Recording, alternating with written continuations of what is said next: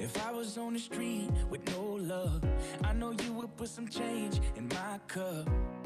If I was down on my luck, you would pick me up. If ever I would breathe my last breath, I know you would put your hands on my chest. Sing to me and say, God bless. You would lift me up. When I feel like I'm dying, you come around with that good love, good love, good love. Make me feel like it's alright. Make me believe in this good life. Yeah, you pick me up. Good love, good love, good love. When I feel like I'm dying, you give me strength, help me find it. Yeah, that good, good love. Never have to doubt your faith. When I'm on my knees, you pray. When I'm broke, you don't break. You say you can make it. You sure know how to save me, baby. Woo. Oh, when I feel like I'm drowning,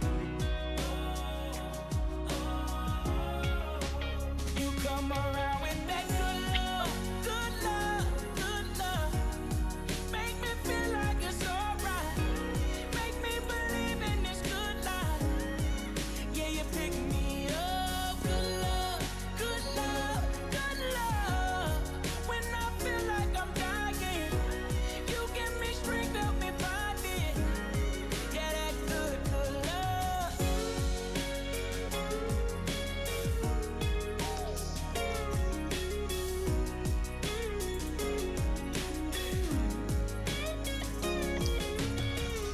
And I can't thank you enough for bringing me back to life.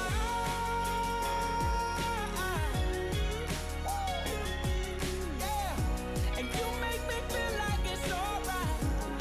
Yeah, that good, good love, good love, good love, good love.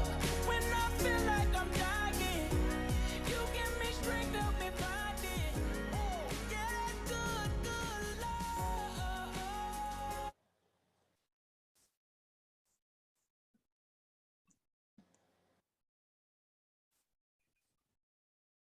Unmute. All right. Good morning, beautiful people. Thank you so much for joining us. I know I had a lot of people ask me, can I get a replay? So they registered so that they will be the only ones. If you registered, you will be able to get a replay. Otherwise, no, you might hear some dinging. Anyway, hold on. I sent you the Zoom link, baby cakes. I sent you the Zoom link and you got another email this morning. I'm getting people asking me how they get in. And I sent the Zoom link this morning. I'm Ronnie Loiza. I'm a Fitness After 50 coach, and I've been doing these free live shows. I've done 2 so far, one on intermittent fasting, the truths and myths. And we had 4 wonderful speakers come in and volunteer to give of their service and their knowledge and their expertise. And then I had another one, inflammation and aging. And that went over so well. And so many people asked for that replay.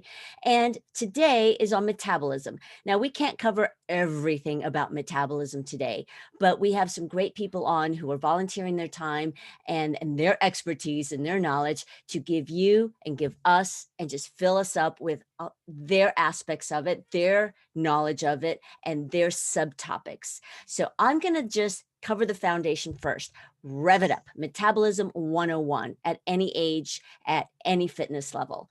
What metabolism really is. So Carrie Lynn Morgan, she's our Zoom master. She's in charge. She's got a PowerPoint just so that you can look at it, maybe take notes, and then refer to this later on. I'm just going to explain the basic of what metabolism is, and then we'll bring on our experts to talk about their field of expertise. Okay. Again, I'm Ronnie, Fitness After 50 coach. And just so you'll know my background, I should tell you that I've been a personal trainer for a decade, and I turned into a personal trainer. I became one. I got certified. I studied my brains out and went through all the CEUs through NASM in my 40s because of my health.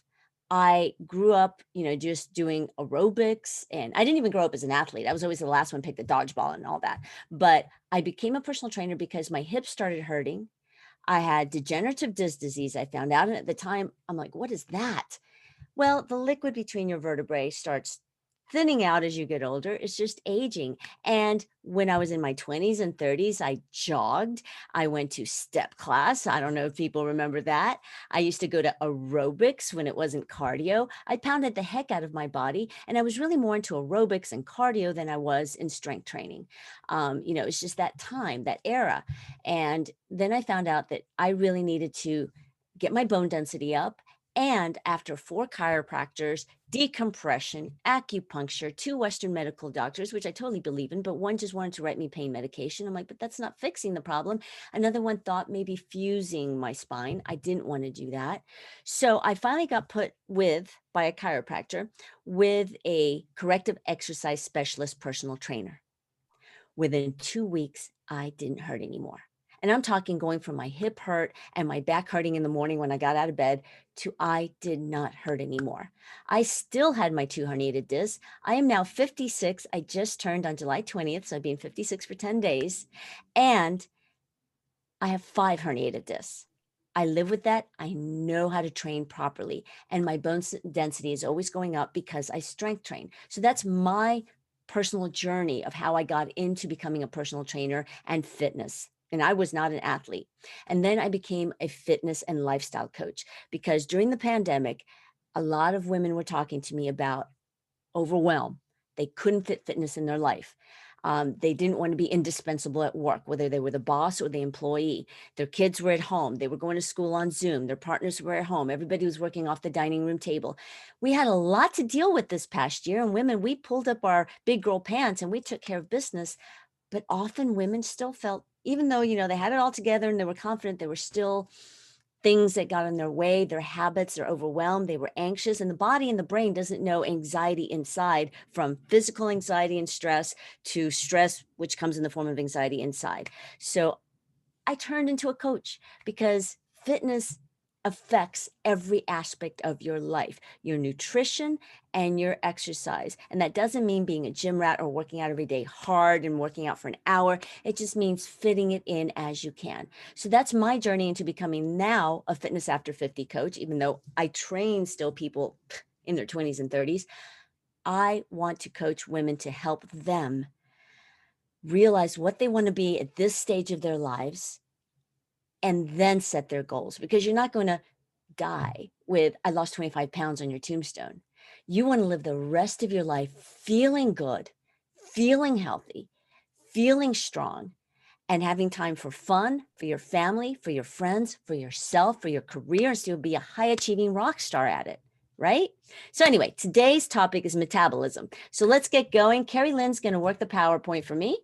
And first, let me just tell you that metabolism is just another word for your biochemistry in your body.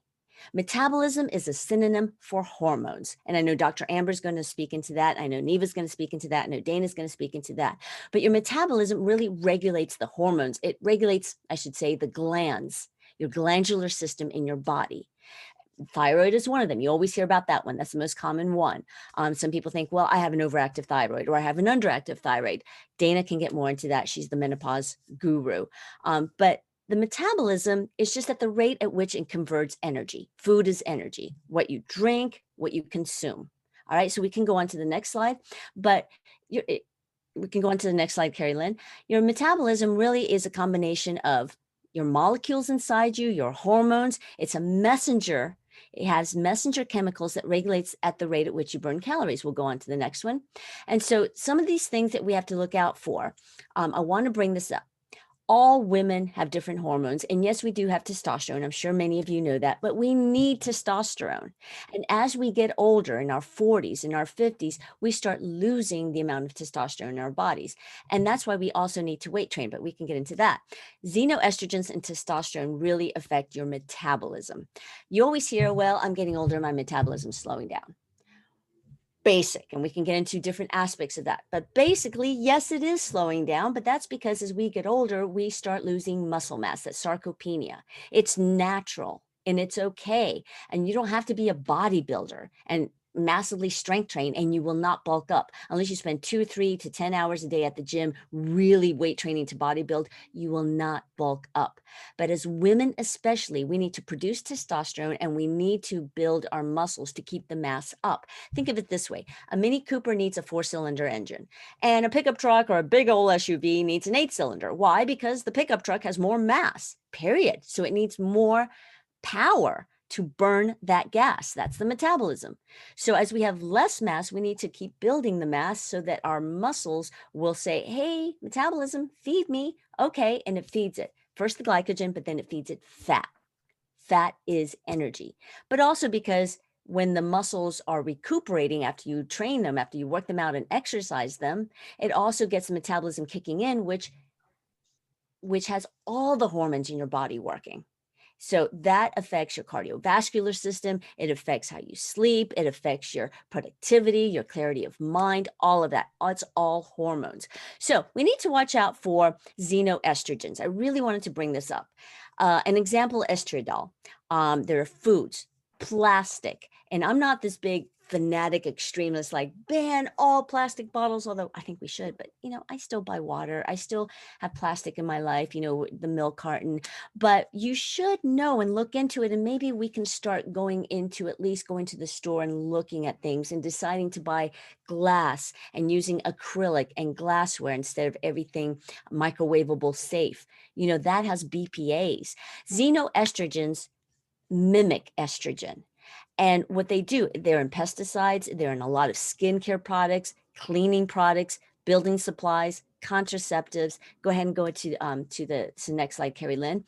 You can start looking at all this: nail polish, polish removers, detergents, fabric softeners, bleached feminine hygiene products, the pads, the panty liners, things that you find in condoms and gels. Those are, prophylactics, fumes in new carpets, certain flooring and fiberboard. I mean, it's things to just start looking out for in our lives as we're rebuilding or remodeling a room or we're getting new carpeting. Maybe start looking at these things, because if we each do our own part and asking what are things made of and asking our suppliers who makes those carpets, who makes those drapes, who makes this cookingware, if we start looking into that and start changing into getting more natural and using glass and the old-fashioned stuff that our grandmothers used, we can reverse the effects.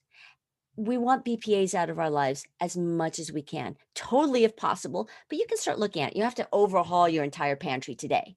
You don't have to redo your entire house, but start looking at what we're using, start looking at your makeup, start researching it. The more aware we are, and not go crazy over it and not be totally stressed over it, but start making decisions. We have control of what we buy. We are the consumers. So I do try to buy paraben free. I don't really wear makeup. I wear lipstick, but I even look at that. The skincare.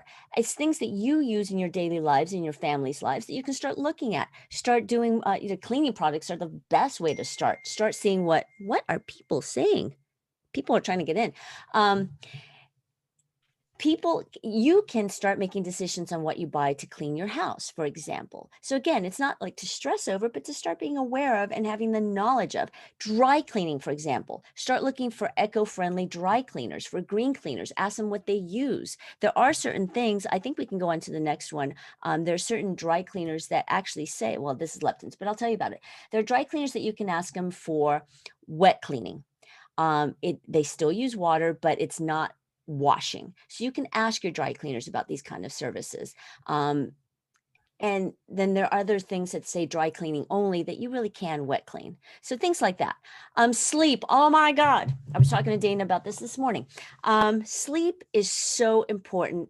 And I've seen surveys and research that women get less sleep than men. Now I'm broad brushing it, but everything that I've read, women tend to sleep less than men. Maybe because, we have one more thing to look at. We have one more thing to do at night. And we try to go to bed by 9 or 10 or 11, but that going to bed time starts turning into just another email, or I didn't fix this, or I got to fold that. And we end up going to bed an hour after we wanted to. Sleep is so important for your metabolism. I think it's the number one thing, more than food. Oh my God, yes. Leptin kicks in. Just remember lullaby sleep, la la land. When you sleep, your body goes into action. It is working to restorate, renovation, cleaning out the house, as I call it. I know it's very simple. That's the also what's going on during intermittent fasting. If you're not eating, then your body is actually still working. Cleaning out the house is what I call it, cleaning house. But it's repairing a lot of things in there, and it's also upping the leptin and lowering the ghrelin, which is what you want, because ghrelin is a hunger hormone. So when you sleep, you don't need energy because you're not doing anything. Leptin gives you a feeling that you're full, that you're satiated. Your body goes, no, we have enough calories to burn while we sleep. You don't need to. We don't need to eat. We don't need food. We don't need energy. So it's okay. So raise the level of metabolism. And metabolism, please lower the ghrelin. The ghrelin is the hormone that says, feed me, I need energy, I need food. Now, when you lack sleep during the day, people tend to drink coffee or Red Bull, I don't know. But they think they're hungry or they want energy, so they want that sugar or caffeine, or just to be noshing, to be actively doing something as they're working, because they think they're hungry, but they're not hungry. You are sleepy. Your body needs rest because it needs to do work inside. And so you don't need to burn as much fuel during your sleep, but also it affects you during your day. So you need enough sleep. I know a lot of women are thinking, I want to get 8 hours, but there's just no way. Minimum 7 hours. The 6 hours isn't cutting it. I know I don't walk the talk often. If you can take a little 20-minute nap in the day, heaven. If not, that's fine. But you need your sleep. Let's go ahead and go on to the next one. Now, volumetric, well, the leptin is what I was telling you about. You can look at this chart real quick. I don't know if you can take some notes on it, but it regulates your thyroid hormones, which Dana can speak more into because she's going to talk about menopause. But that is really important, the leptin. It decreases the glucose-stimulated insulin secretion. So you don't need insulin while you sleep. It helps an increased heart rate. Oh, of course, this is so important. I tend to have osteopenia. It's genetic because I eat well. My calcium intake is great. If I overdo the calcium, I can't just take supplements. I might have calcification. So I don't want to overdo the calcium. That's why weight training for me specifically, because I'm 5'1 3/4 and I'm small boned, I tend to go toward that because of genetics. So strength training has really helped my bone density, and sleep helps because it helps also regulate your bone mass. This is so important for women after 40 and especially for women after 50 because our bones start aging and they get a little brittle. So you need enough rest, and metabolism helps that. It regulates the menstrual cycle if you still have your period. If you're perimenopausal, leptin helps that. If you're postmenopausal, we'll talk more into that because you have to regulate your hormones, your estrogen, your progesterone. Also, and like I said before, it helps regulate your appetite. It controls metabolism and energy homeostasis, meaning homeostasis, you're sleeping. You don't need energy while you're sleeping. Think of it like when what is it called? Hibernating.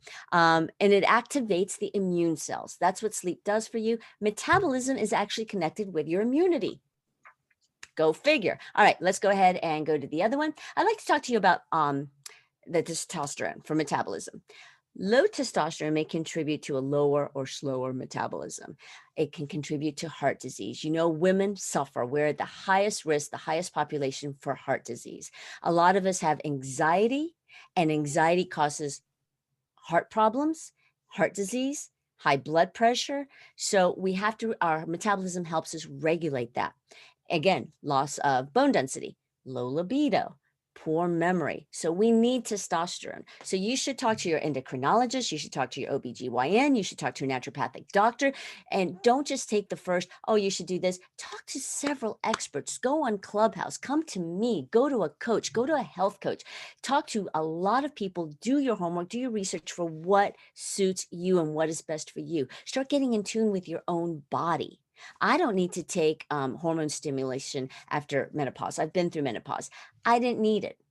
Some women do. They need hormone replacement. I really talked to my OBGYN. I talked to an endocrinologist, and I also talked to my internal doctor. And then I really made my own decision. I did not need hormone replacement for me. What I needed to do was weight train and keep my testosterone level up.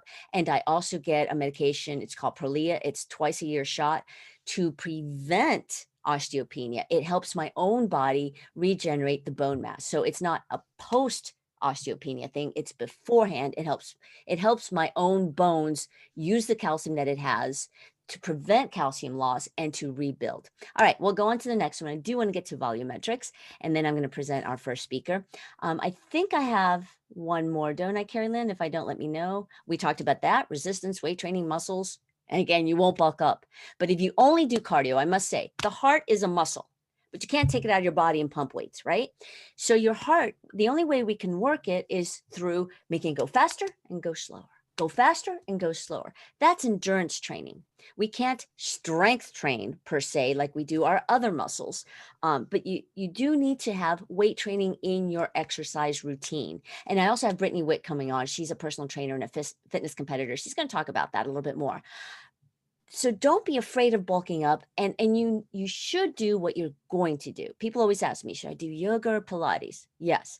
Should I strength train or this? Yes. Do what you're going to do because you need to enjoy it. If you take something on that you just hate, like some people just don't like HIIT, or they don't like sprinting, or they don't like a certain class, they don't like CrossFit. Some people love CrossFit. You should do and work into your exercise plan what you will look forward to doing and what you will do, kickboxing, whatever. But whatever you plan to do, and someone like me, this is what I work with my clients. We create a workout plan, a personal workout plan. Keyword personal. What will you do? How much time are you willing to spend? And how can we work that into your schedule so it's not the first thing to fall off your calendar, and so that you have no excuses? By the way, excuses are valid. They're real. You're not just making them up because you don't feel like it. Yes, we understand that things come up and you feel overwhelmed, or you're too tired, or they're all valid, but you can work it out. That's what I work with my clients. So choose what you're going to do, but do include some type of resistance training because you need it for your metabolism. We'll go on to the next one. Can't wait to get to the volumetrics one. That's it. Oh, That's that's it. Okay, let me tell you about volumetrics because I really wanted to bring this up. Eating. Yes, we'll talk more about nutrition. And yes, you will see like, oh, this will rev up your metabolism. This will help boost your metabolism. Okay, here's Ronnie's philosophy. Whatever nutrition plan or however you decide to eat is correct as long as you don't overeat. People always ask me, how are you eating that? You stay so fit. I eat. I don't overeat. If you give your body more calories than it needs, it doesn't know what to do with it, so it packs it on as fat. Because like, okay, I don't know what to do. Again, the car, the Mini Cooper, you can top it off, but you can't put more gas in that car. It'll spill it out, or it'll tell you stop and it won't take anymore. Now, the modern cars, but our bodies doesn't do that. And fat doesn't make you fat, sugar does, but that's another topic. Just really start looking for whatever is going to suit and satisfy you, you'll be happy with, and you'll do it. Every diet in the world works as far as losing weight if you do it. Problem is, most diets, they're not sustainable for your life. You need to feed your body what it craves. And so that's another thing. Changing your cravings, what your tongue, what your taste buds want.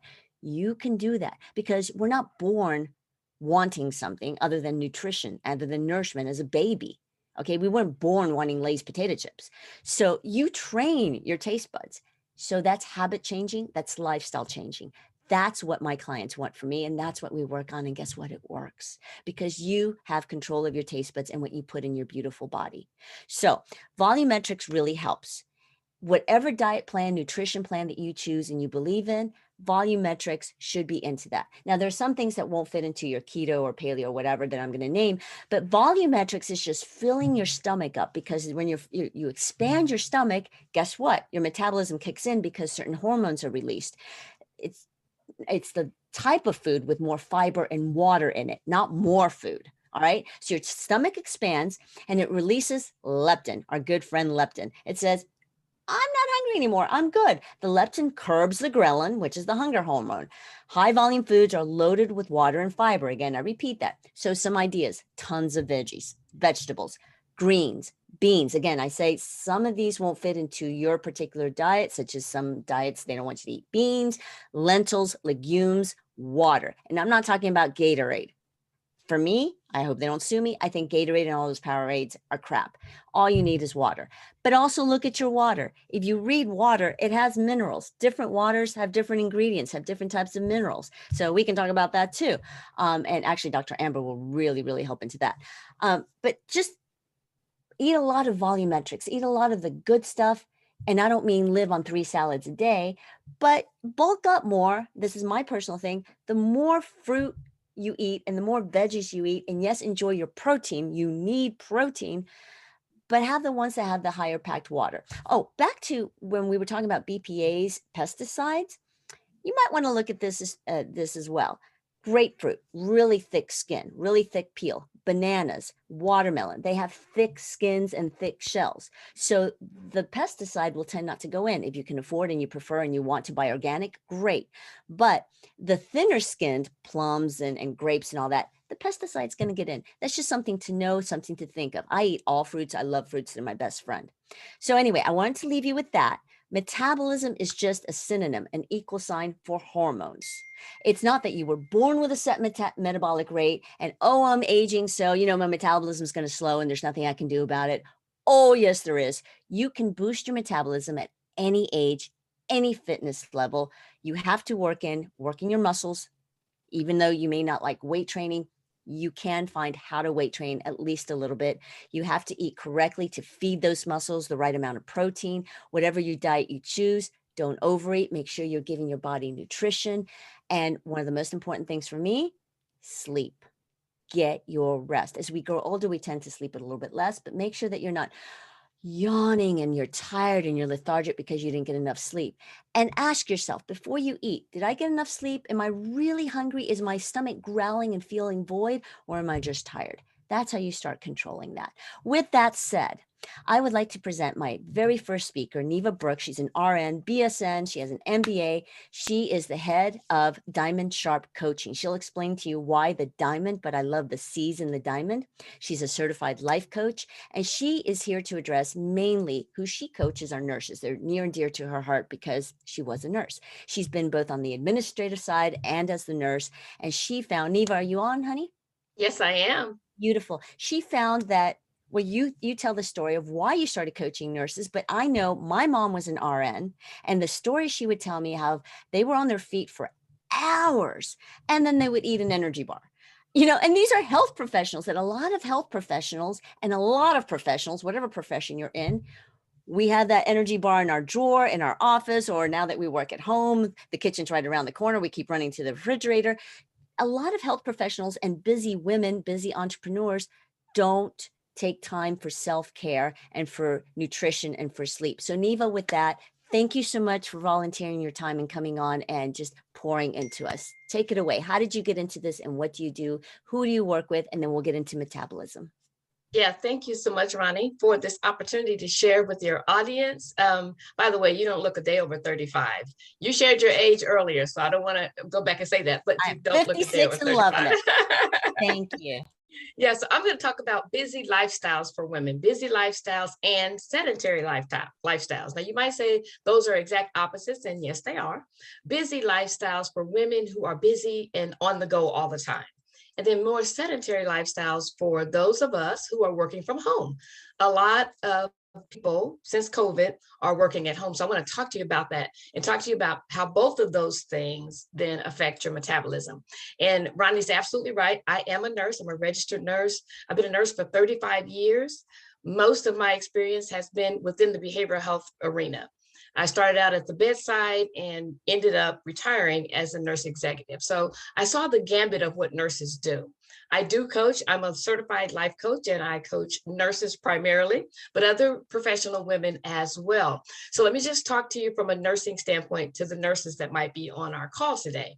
So from nursing school, right? Stress in nursing school.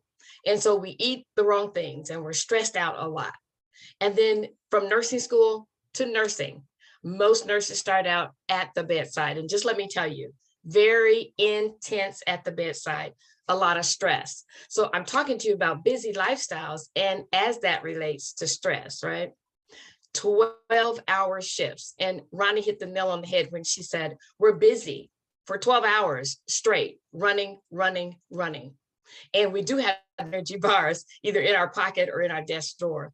And then nurses that work in leadership that aren't necessarily at the bedside, but still in patient care areas. A lot of stress, because you know what? It never closes. The hospital never, it's 24/7 operation. And so nursing leaders are on call a lot, high stress. Ronnie talked to us about sleeping patterns. A lot of nurses in leadership don't get the right sleeping patterns. If you're working a 12-hour shift, you're usually working 3 of those a week. So at some point you kind of get your sleep in gear and then you're right back to work. But when nurses are on call 24/7, 3-4 days in a row, day becomes night, night becomes day. And Ronnie talked about how important it is to have a good sleep pattern. And then nurse practitioners. You know, a lot of nurses now, a lot of you probably have a nurse practitioner in addition to your doctor, or just a nurse practitioner to oversee your medical care. Long hours, lots of research, lots of stress. Why am I talking about that? Because our stress affects our metabolism, and we're going to get into that. The workforce for nursing is very short, you all, extremely short. In fact, in my hometown, just yesterday, this is in Indiana, 10 area hospitals were on diversion at the same time. And what does that mean? That means for EMS, if you call an ambulance, they're going to divert you to another hospital. And there were 10 hospitals in this area on diversion at the same time. And when I read that article, the primary reason was because there weren't enough nurses to take care of now the influx of patients.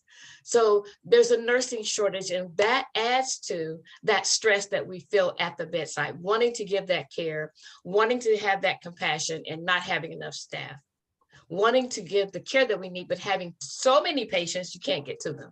Stress at the bedside. So what does that look like then? Exactly as Ronnie said, we're working 12-hour shifts. The Joint Commission and infection control says that you can't have open containers in your work area in the nursing station. Did you all know that? Because for the infection. So you can't have an open cup, you can't have open food. So in the past, we used to just snarf down our dinner at the nursing station, then run over and take care of a patient. They said, no more of that. You can't do that. No open containers. So what that means is that nurses don't get breaks. You have a scheduled lunch break, but you work right up to it, and then it's almost time to go back. So you grab one of those unhealthy, high calorie snacks that'll give you energy for just a little while. No nutritional value whatsoever. And what we find out is that affects our metabolism, because our metabolism is just going crazy. It has no area to settle down. It's spiking your insulin, correct? It's spiking your insulin up and down, up and down, up and down. There's And even though, Neva, a lot of us that are going to be watching this in the replay or who's on live here, and I invite everybody to turn on your cameras. Let me see your beautiful face, and Neva as well, and ask Neva questions. But how do you find this translate to other women in other professions and their metabolism? So metabolism is the same. Now, I'm sure you've heard people say, oh, I was just born with a high metabolism or a good metabolism, meaning they can just, they figure they can eat what they want and they burn it off. Still, that's not nutritionally sound, right? So whether you're a nurse executive, whether you're a nurse, whether you are working at McDonald's, whether you run a clothing store, whether you're an entrepreneur, you run your own business, it's the same thing. You have to be able to do some things. So let me tell you what some of those things are. Make sure that you schedule a break and stick to it. Make sure you do that. Whether you're working at home at your computer, schedule a break and stick to it. Hydrate, hydrate, hydrate. Make sure that you're drinking plenty of water. Okay? Take mind breaks. Schedule a time to say, I'm going to take 5 minutes and I'm just going to relax. I'm going to clear my mind and I'm going to get myself rescheduled, right? When you take your breaks, if possible, walk outside. Ronnie talked about the importance of getting exercise. And so when you're working 12-hour shifts as a nurse, or if you're at home at your computer for 8 solid hours, schedule a break and stick to it. Get up and go outside. Another thing you could do is prepare your meals ahead of time. Prepare healthy snacks so that you're not reaching for that energy bar, or that you're not in front of your computer with a bowl of popcorn and potato chips mixed in there with a handful of nuts thrown in there, right? Because you think the nuts are going to give you that protein that you need, that you're not just in front of your computer snarfing it down. Plan it ahead of time so that you can get up and get a healthy snack and keep going. Does that answer your question? Oh, a lot of it, yes. And can you please speak into, because I know you know a lot about this, how does stress affect your metabolism? How does distress, really, the real name, how does anxiety, even though you may not think you're anxious, like, hey, I'm working, I'm busy. Yeah, okay, I get a little tired, but am I really anxious? We all have stress in us. How does that affect your metabolism? How do you know that as a nurse and as a health practitioner, Neva? Well, I can speak to that personally as a person, as a woman, and as a nurse as well. So personally, the stress affects your metabolism because we do things that are anti-healthy. You're stressed out, your brain gets the signal that you're stressed, and you eat for comfort, or you just sit for comfort, right? Anxiety, depression, and stress are one of the three main contributors to us being able to that keeps us from being able to get our metabolism revved back up. We're talking today about how to rev up your metabolism. Now, let me say this. Make sure you have a practitioner that you can relate to. So if you go to your practitioner and you say you're feeling a little down, or you things just quite aren't the same, they're a little bit off balance, and they don't offer a thyroid test, ask for one. Ask for one, because there's two things.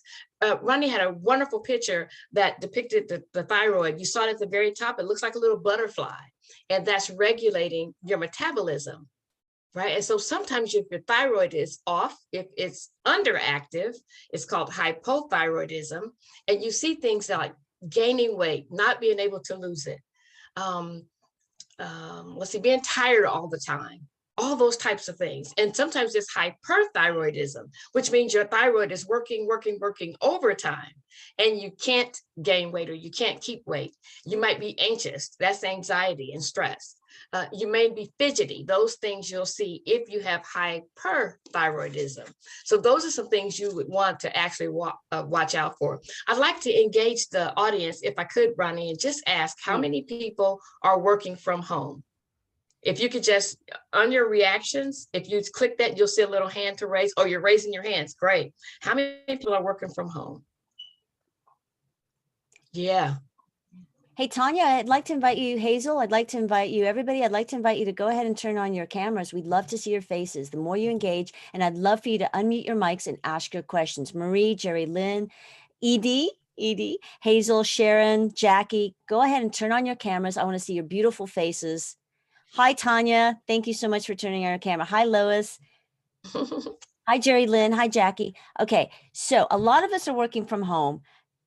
Anybody have a question for Edith right now, particularly about your metabolism or something you had in mind? Edith, for example, do you have a question? Hello, everyone. I have a question about my metabolism. I've been saying that my metabolism all my life. Oh, your internet. All your life, Edith? How old are you, Edith, if you don't mind me asking?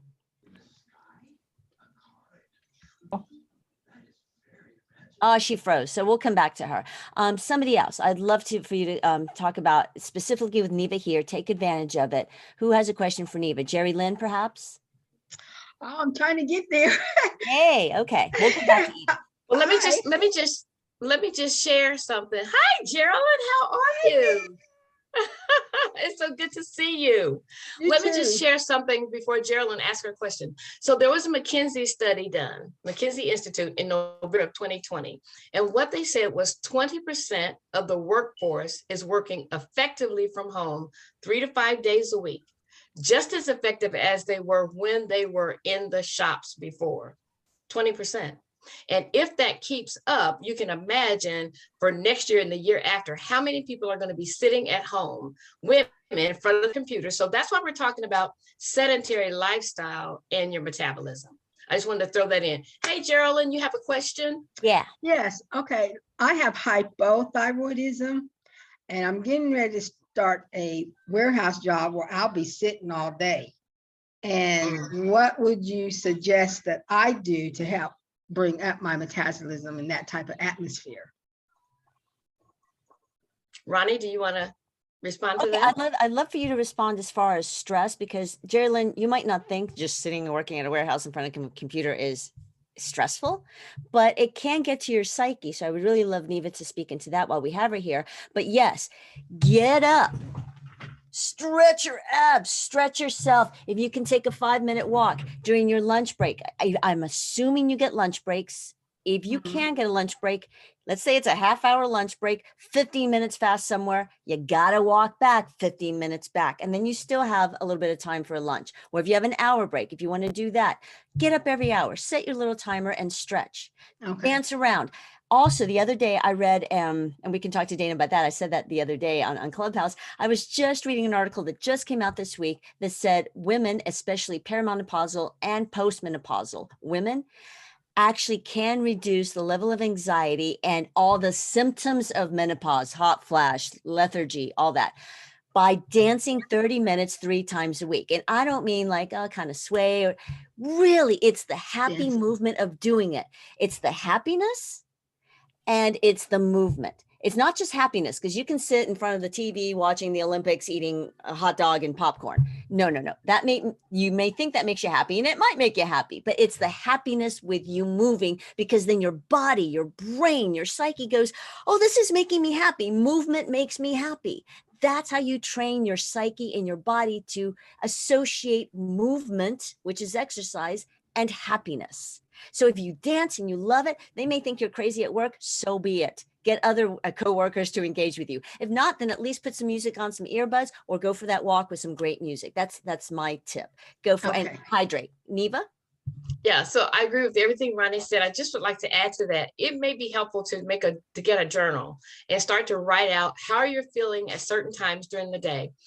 If you're working a new job as a warehouse job and you're working under more stress, right? You do want to make sure you get your sleep pattern right. I don't know what your hours are going to be, but you're going to have to be very intentional about getting your sleep in.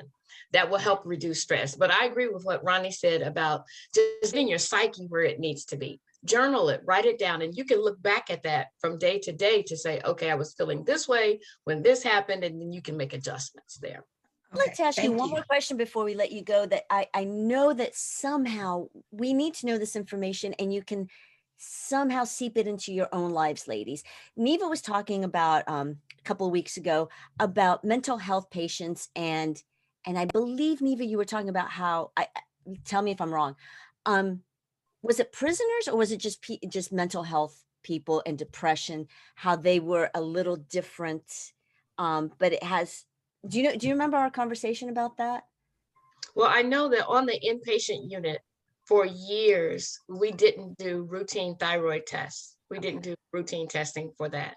And what we found out was that we would get patients on the unit, on a psych unit, with depression, with anxiety, and just off the wall. Now, some of these patients would have a diagnosis of schizophrenia or major depressive disorder. Yes, some of them would, but some of them had never had a diagnosis like that before. And what we found is that their thyroid was off, that their T4, T7 levels were off. And once we incorporated that into routine lab tests, we had a lot of less patients diagnosed with mental health problems. And we could send them then back. The psychiatrist would actually start thyroid medication, and then we could get them packaged up pretty quickly, get them out of the hospital and back to their practitioner. And yes, you do see that. And how I think that can relate to any of us is we may not think that we're anxious or have a mental health problem. I think mental health should be part of a yearly routine, just like our yearly exam. But do always in your workup also kind of check in. Maybe, I mean, I know our insurance can cover 1 to 3 sessions of just therapy to see how good you are. Maybe if you're feeling a little anxious or depressed or low, go ahead and get a blood workup and a hormone workup. Ask for that. Women need to be their own advocates. We often don't ask for an endocrinology referral, and we really need to see what our hormones, our levels are. And Dr. Amber can speak more to that. But what Neva said, that caught my ear the other day, because I'm like, you're right. My mom was a psych nurse, and they started noticing that, maybe it's hormones. It's not just all therapy, emotional, that end, or psychiatric. Maybe. Yeah, there's definitely a correlation. Definitely a correlation. So if I could just leave the ladies with this couple of thoughts. The one is, if you find yourself feeling depressed or a little bit of moodiness, Don't sleep that, right? Don't just not do anything about that. You need to speak up and say something to someone about that. It may be as simple as your hormones being off a little bit. You can feel so much better learning that, whether you need hormone replacement or you just need to do some things to rev up your metabolism. That's what we're talking about today, revving up your metabolism. So don't sleep on it. If you're not feeling well, speak up and get some help. And the other thing is that metabolism really is the process that your body uses to transform the calories that we consume to the energy that we need. It's really just that simple. Your metabolism is the process that your body uses to transform the calories that you consume to the energy that you need. So remember that, and you can rev up your metabolism. And Neva, where can people get a hold of you? And also, I believe you have a gift or an offer or something for our viewers. Yeah, so you can go to my website. The website is www.diamondsharpcoach.com. And on that website, you can sign up for a free 20-minute clarity session. And what that means is you can sign up and we'll sit down and talk about where you are in your process of going from a point of conflict, whether it's physical, whether it's mental, whether it's on your job, whether you're starting a new job, Geraldine, or whether you're starting your own business, from that point of conflict to how to walk in clarity. So if you go to my website, www.diamondsharpcoach.com, you can sign up for a free 20-minute clarity session. It's in Thank the you, chat. Ronnie. It's in the chat, and I'll also email everybody. Thank you so much, Neva. Thank you for allowing me this time. Of course. Okay, up next is Dr. Amber, and then we're going to have, she's a naturopathic doctor. Then what you want to stick around to the very end and beyond, we have Dana Lawson coming up with menopause, perimenopause, menopause, postmenopause, and you can relate at any age to this because you're going to go through it. If you haven't been through it.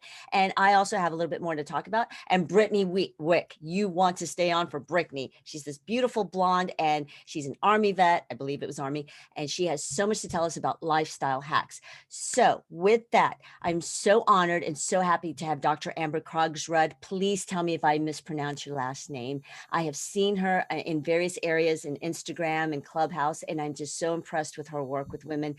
Take it away. I know that you want to speak about fibroids and about the naturopathic lane of dealing with metabolism. Hi, doctor. Hello, thank you so much for having me. And a lot of the themes that were already talked about in terms of motion sets our emotion, movement, we'll touch on some of those things. And Ronnie, you talked a lot about testosterone and metabolism, so I'll dive a little bit deeper on that. But yeah, so a little bit more about me. I am a licensed naturopathic doctor in the state of California. I work in women's health. I do a lot of hormone testing, and I do see that many health conditions often have this underlying imbalance, whether that be a nutritional deficiency, a hormone imbalance that can drive fatigue, mood issues, all sorts of symptoms around cycles, severe menopause. And so really the work that I do is helping women to get to the bottom of that. Why are they experiencing those symptoms? And I see women of all different walks of life. I see a fair number of chronic illness. So mycotoxin illness, Lyme. I see women who have chronic pain, fibromyalgia. I also see younger women who are looking for options outside of medication, whether that be for mood issues or for birth control. So we talk about other options for them. And then I work with women in menopause. So testing their hormones and then looking at what bioidentical hormones might be ideal to really support their energy level. So I'll leave more of that conversation to the other speaker is going to talk more about menopause, but I do a great deal of work on that too. So the topic that I really want to cover today is this story around mitochondria. And if your eyes glaze over and you've maybe heard this word before in biology, mitochondria are really this, I feel like, underspoken about cause of fat loss or of storing fat. And so a huge approach that I take to women's health that's very different than many practitioners is looking at, okay, what's going on with this part of the cell called the mitochondria. And so It's really where our fat is burned. It's where our fatty acids from our fat tissue are shuttled in there, burned for energy. And there's so many, we'll talk about all the different aspects of the mitochondria, but just to give you a broad overview, every single cell in your body has mitochondria. So you have trillions of cells, every cell has in the range of about 1,000 to 2,500 mitochondria, except for your brain tissue and your muscle tissue, which have way higher amounts of mitochondria, essentially more energy production than the average cell, right? Because those are really important tissues for survival. So your heart has a ton of mitochondria, your brain as well, and your muscles. So when women are having poor mitochondrial function, what they tend to experience is a lot of fatigue. That's a big one. Brain fog, the kind of this even like dementia-like symptoms. We know that many of these cognitive decline is linked to poor mitochondria. So this inability of the cell to produce energy, right? And so that's really what's happening with our metabolism, is we're trying to burn the food that we eat. Ronnie mentioned that, for energy, and that really happens in this part of the cell called the mitochondria. So when the mitochondria quit working well, which happens to everyone, by the way, it happens as we age. That's why we feel more fatigued. We want to sleep more as we age. But we can do things to restore the function, the energy production, essentially turn up the dial on the energy production in the cell. And that's how we can improve metabolism. So the mitochondria are really key to this conversation in terms of burning fat, improving energy. Fatigue is, I would say, one of the number one symptoms. And how many women, I mean, I felt fatigued. How many women feel fatigued at any point in the day, right? Whether that be due to stress, sleep, anything. I was in med school burning the candle at both ends, drinking coffee. And then I realized, oh gosh, what that's doing is essentially shortening the fuse. I'm depleting all of that out of my mitochondria. I can't burn energy, burn fat as efficiently. But doctor, how do you first approach this? Like, women are hearing this for the first time. Now you're throwing mitochondrial cells at me. How do we approach this with our doctors, with our health practitioners? Yeah, that's a great question. So I would say many practitioners, they won't use the word mitochondria, but what they will say is hormones. They'll say cortisol, they'll say estrogen, they'll say testosterone. Those are all made in that mitochondria. So we run tests for those hormones when we see, right, when you go into menopause and those hormones drop off and we quit producing those. And that can happen earlier on in life too. I test women who are really low in some of these hormones that are younger. They're not even around menopause. And so this is actually related to the mitochondria. Same with fertility. We know that when women's egg production drops and fertility drops, it's a mitochondrial. Part of it's related to their mitochondria. We can't produce energy in that cell anymore. And it's the cells that are aging, mitochondria aging. So you might not hear that word mitochondria, but that's really what's driving. So thyroid hormone has this interaction that T3, that active thyroid hormone, will turn up the dial in terms of burning fat in the mitochondria. So if we have sluggish thyroid, we feel fatigued, we don't get that signal to burn fat in our body. And so the thyroid hormone's related, as well as the cortisol. Probably heard about that hormone called cortisol. That's that energy hormone. We want to have nice, healthy levels of that in the morning so that we feel energized, we get up, our brain starts working. A lot of us probably have slightly higher levels now, and that'll drop throughout the day so that we can get to sleep at night. That's made in the mitochondria, right? So if our mitochondria are suffering, now we'll talk about some of the reasons why. They're probably going to be sluggish at producing cortisol, sluggish at producing testosterone, estrogen, and progesterone. That's the factory where they're made. And so I like to use mitochondrial therapy. So things that improve hormone production, improve energy. I've seen many a woman who either have chronic fatigue, they have insomnia, the energy is a huge piece for them. And we use some of these mitochondrial therapies Man, do we see that turn around because it's really addressing the root. Now, what if you're not really fatigued or you think, okay, I'm fine, I just can't lose weight? How do you deal with that? How do you help women with that as far as in a naturopathic way? I know a lot of women think that just naturopathic is about spices and certain supplements and certain herbs and clean food, but it really is a different kind of thing. So how do you help women with that? Yeah, so outside of a lot of the lifestyle factors that many, Ronnie, you touched on exercise, high intensity interval training, um, paired with dietary choices, we know that we want to encourage, when you understand what's really happening at the cellular level, we want to encourage the cell to be utilizing the food that we eat for energy, and then also to be utilizing the fat tissue for energy. And so a lot of the women that I work with will do a 12 to 16 hour fast at night.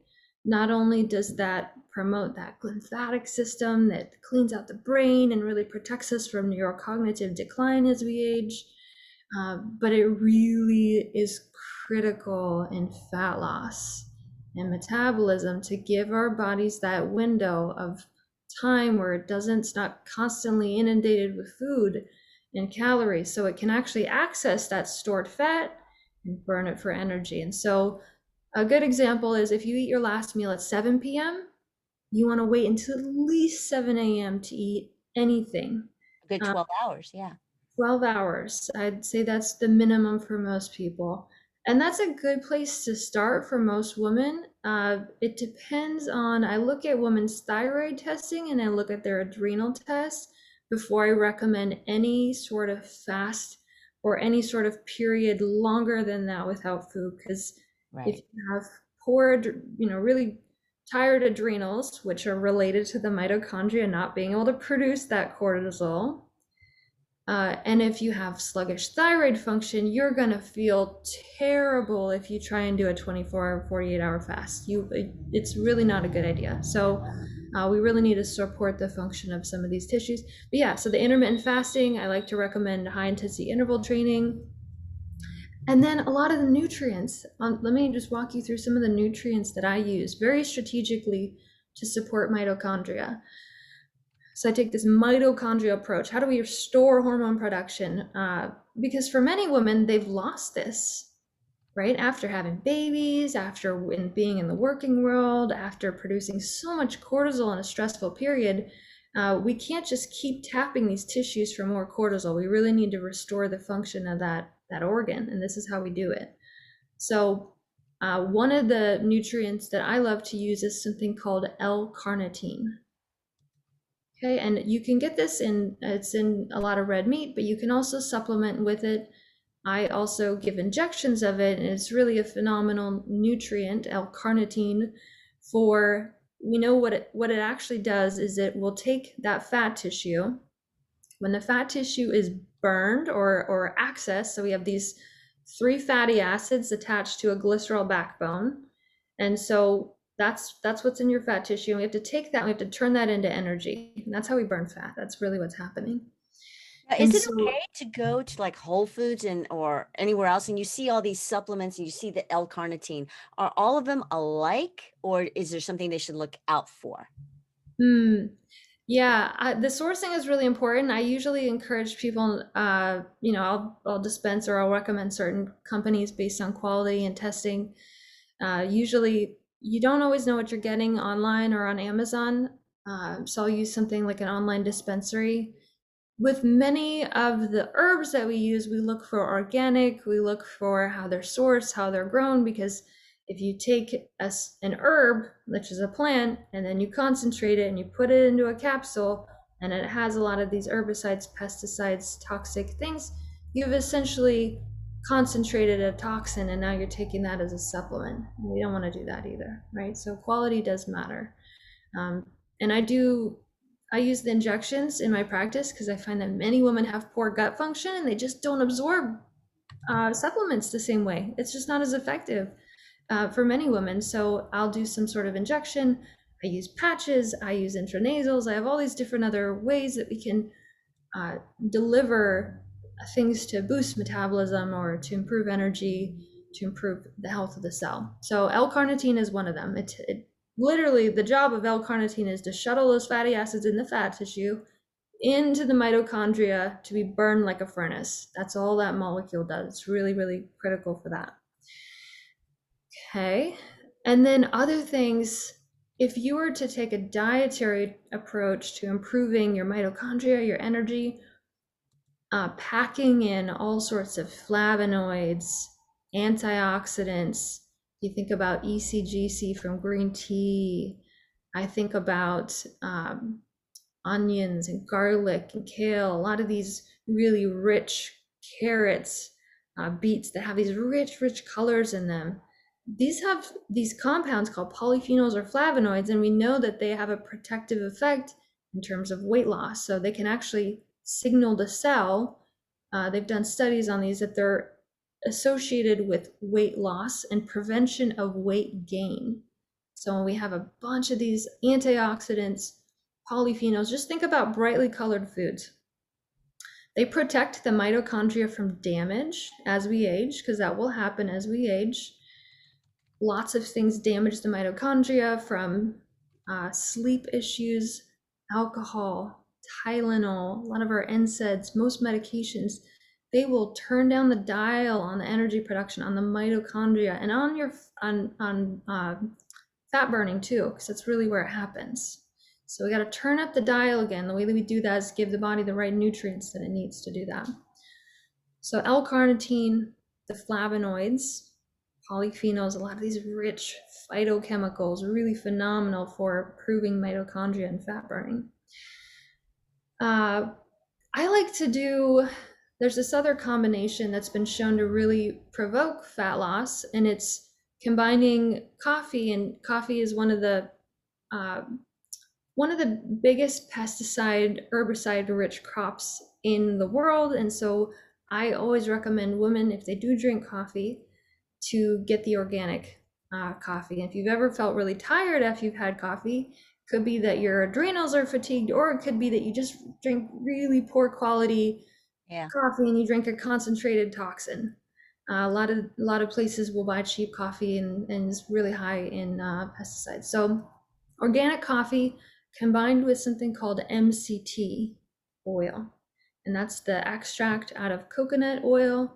And MCT plus coffee is this beautiful kind of fat burning combination.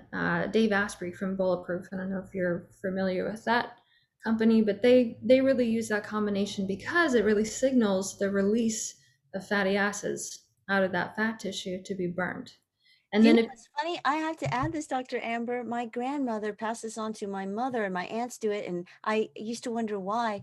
When I was a kid, I'm talking from a toddler through grade school, whenever we got a bad cough, they would spoon from a cup of black coffee. They would do butter, not coconut oil, coffee, and we would be fine. And it wasn't because it soothed the throat. I wonder if it has any correlation to the fat mix with that caffeine. And they were from South America, so it was organic coffee back then in my grandmother's time. That's so. Yeah, you can use butter too. There's a good nutrient profile in some of the good butters. They have vitamin A and D. Yeah, so you can use butter, but MCT is really kind of the golden bullet to combine with black coffee, organic coffee, to really amplify. And then if you do that, add that to your 12 to 16 hour fast that you do at night. Do that right away in the morning, and you're fasted when you have that coffee. That's just a beautiful recipe for improving your body's ability to burn fat. MCT will keep those mitochondria firing too. That's why it works, right? It's the mitochondrial stimulant. Let me ask you something. What is the peptide therapy for? Yeah, so let's talk about that. We talked a lot about mitochondria. So I use a specific therapy with a lot of the women that I work with to improve not only chronic disease conditions, but more of the fat loss, aesthetics, just women who are looking to live better longer. They want to improve their quality of life. And so I use something called peptide therapy for that. And there's peptide therapies really for everything. There's some that are for immunity, for improving gut health. I really start there with most women, because most women have really poor immunity, allergies, all sorts of issues there. We work on improving gut health, but then there are some peptides. Essentially what a peptide is it signals the body. It's very similar to a hormone, right? Our body has hundreds of thousands of signaling molecules, hormones, and peptides. And so what we're doing is we're sending a signal to the body. A lot of these peptides your body makes already. We're just adding in a stimulus for your body to make more of it. And so one example is there's a peptide, you've probably never heard of this, so you might want to write it down. It's called AOD 9604, and that stands for anti-obesity. It's an anti-obesity peptide, essentially. And a lot of these peptides were researched in Russia. They were using them on athletes. They really stimulate this fat loss process, some of them. So this specific one, it's essentially stimulates, it's the end sequence of growth hormone. So it's just a really small sequence of that, signals the body to break up fat, stimulates lipolysis essentially, and prevents your body from forming new fat tissue. So we know that growth hormone is what you have when you're 20, 18, 19, 20. It's where your hair grows thick and long. It's why you have no trouble maintaining healthy lean muscle mass, burning off fat mass at that age. And so a lot of the work that I do with women is we kind of forget about these repair hormones, repair peptides, things that repair the skin, repair the mitochondria. We often do bioidentical hormone therapy, which I use, and then I add peptide therapy to that and I get way better results. It's very complementary, but that peptide AOD 9604, it's just a biochemical name for something that they had found. You can take a troche of it. You can also inject it. There's different ways of getting these peptides. And it really just signals the body to help burn fat and prevent breaking up or building of fat. I also use that in osteoarthritis and some of these other chronic degenerative conditions as well. I'm going to look into that. We're going to wrap this up to go into the next speaker, but before that, 3 things. Edith, I hope that you take notes on this one, but I'll send you information from what Dr. Amber said, because Edith was saying that she's always had metabolic problems. But the first thing is, let's say you're not going to an ND, you're going to a MD. And I know you both start off on the same foundation of biology, chemistry, anatomy, and then you go just 2 different ways of how to serve your clients. So let's say I'm going to MD. Can I talk to my MD about peptide therapy and all that? Or should I actually go to an ND? And do you particularly consult online? I know you have to examine women, but is there any consultation that you do online? So like the first question, can we just ask our doctors about it? Because we don't want to just go to, I always say Whole Foods, but whatever store and pick like 100 bottles of this looks good, this looks good. Oh, she named this. Or should we go to a naturopathic doctor? Great question. So there's very few doctors that are trained in this. It's a more novel therapy. It's been used since the 1980s, but not as much in America. So I was trained by this organization called the Academy of Anti-Aging Medicine.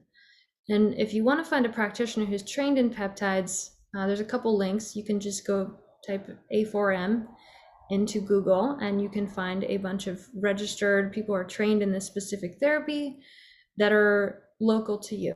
And so you can locate a practitioner, A4M, the number 4 and then M.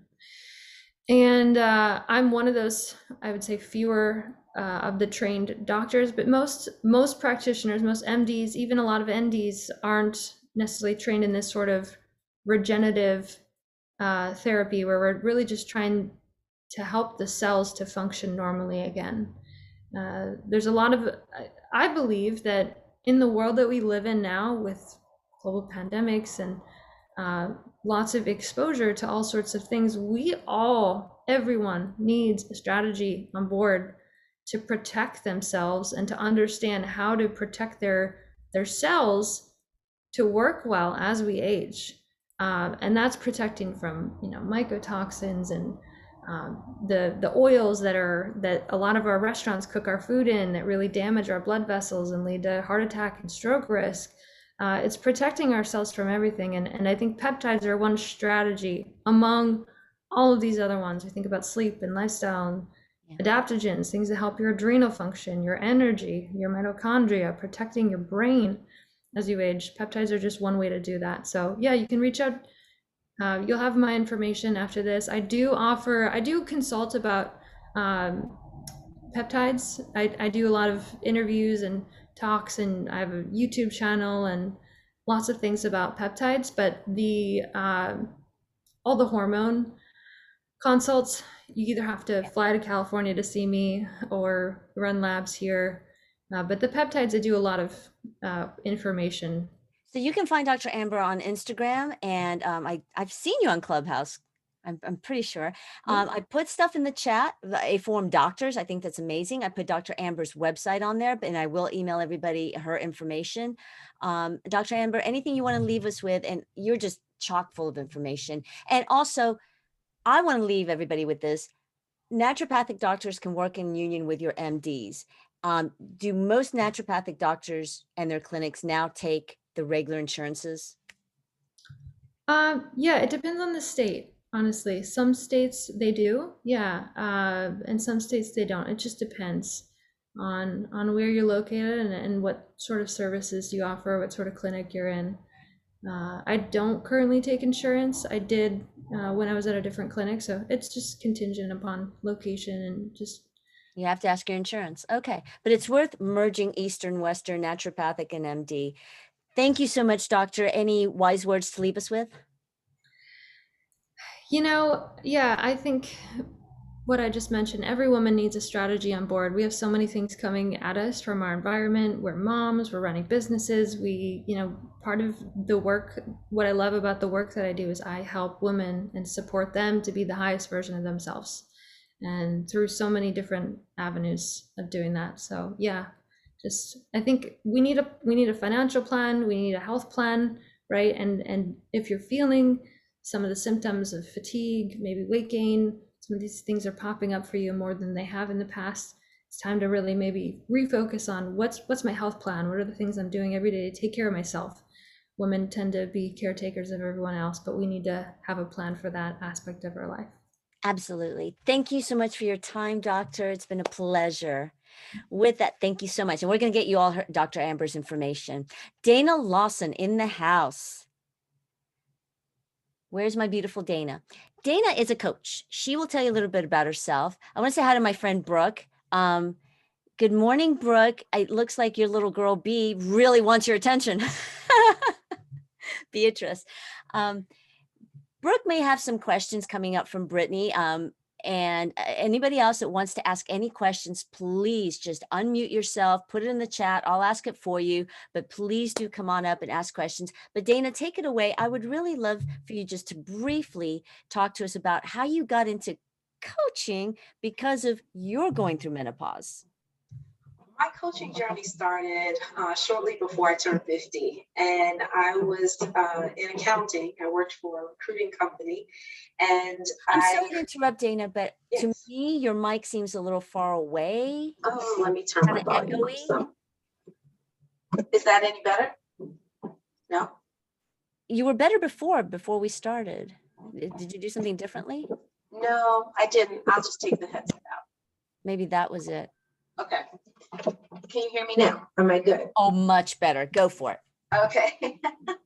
So I was working in the field of accounting, and I was close to 50, it was probably about 48 at the time, and I could not imagine retiring doing that.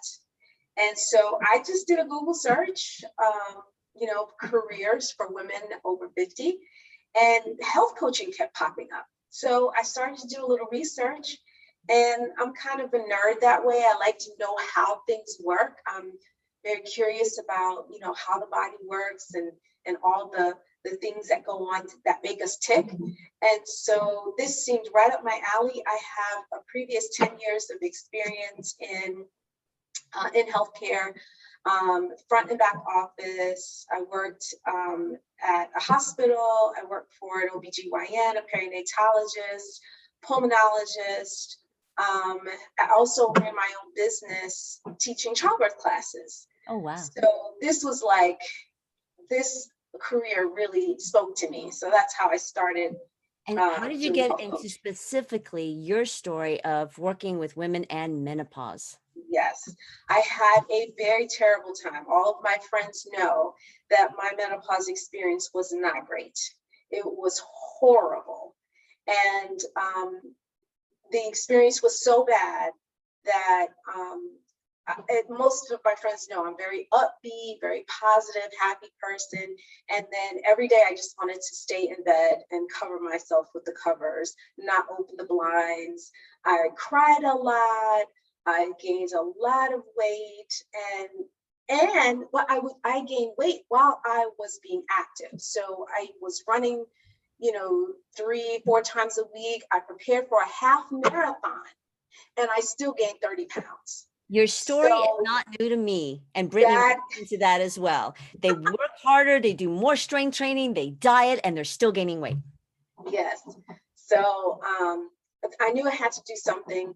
And so my first stop was a health coach. Yes, I am one, but I also recognize the value of health coaching. So I sought one of my colleagues, and she started me on this journey of self-discovery, of being gentle to myself, and really find out what's going on. So I had lab work.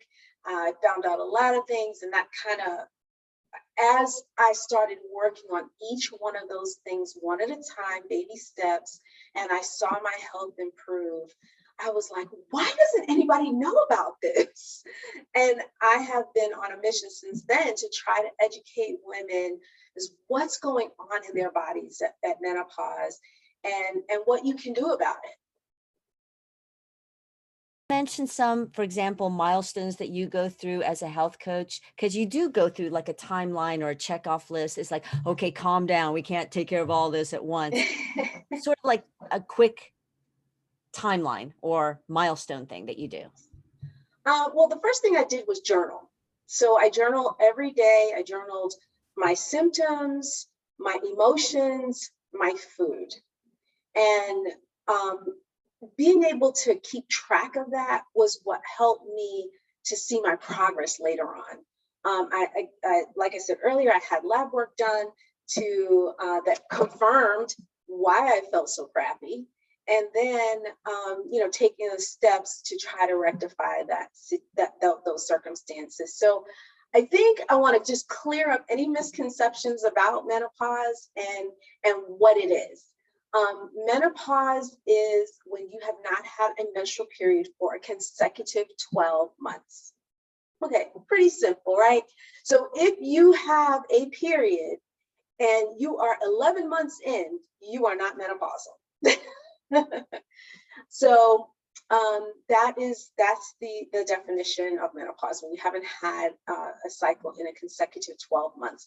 So estrogen, particularly estradiol, which is produced in the ovaries, is the reason why periods stop, because the production then stops.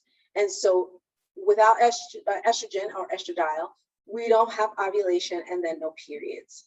And so it marks the end of a woman's fertile years, but it's even much more than that. And I want to just jump into how metabolism is affected during menopause, if that's okay. Yes, go for it. It's exactly what we're So you and Dr. Amber have really emphasized and defined what metabolism is. Metabolism, like you both have said, it's how you utilize energy, how glucose is distributed in the body, how you burn and store fat. And the cool thing, or the interesting thing, is that menopause and metabolism really coincide because of estradiol, the estrogen that's produced in the ovaries. Estradiol links all reproductive and metabolic functions. And for women, estradiol is the master hormone. It controls our metabolism. And so when we are producing less as we age and then none, then it really causes a lot of chaos systemically. And so then our bodies become more prone or more capable of storing fat than burning it. And so that's why we have the fat accumulation around the middle, behind the arms, hips and thighs. We lose that cute little waist we used to have. And it's because of that shift. And so another interesting thing about estrogen is that estrogen is a hormone that speaks to an estrogen receptor. Now, the communication or the action on the cell, it doesn't happen like the hormone doesn't speak to the cell itself. There's a receptor that's like the middleman. So the hormone has the message. It sits in the receptor, delivers its message to the receptor, then the receptor tells the cells what to do. And you so beautifully mentioned earlier the things in our environment that have a huge impact on how our cells will behave. You mentioned endocrine disruptors, those xenoestrogens, BPA, plastics, pesticides, heavy metals, phthalates, parabens, all of those things. And it's interesting, the EWG.org, that's the Environmental Women's Working Group, Environmental Working Group, EWG.org, they had an article published in 2016 called BPA Bombshell. And I'm just going to quote a couple of things that it mentioned. It said that those endocrine disruptors, they not only do they cause cancer, but they also are the causes of infertility, diabetes, obesity, and other serious problems. And so what happens, those fake estrogens go and talk to our estrogen receptors, but then it delivers a false message to our cells, and it tells our cells to do something totally different.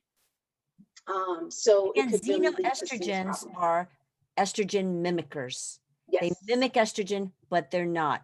but they are not. They're like Exactly. fake sugar substitutes mimic sugar, but it's not. I had to throw that in. I hate sucralose. Anyway, go ahead. No, that's good.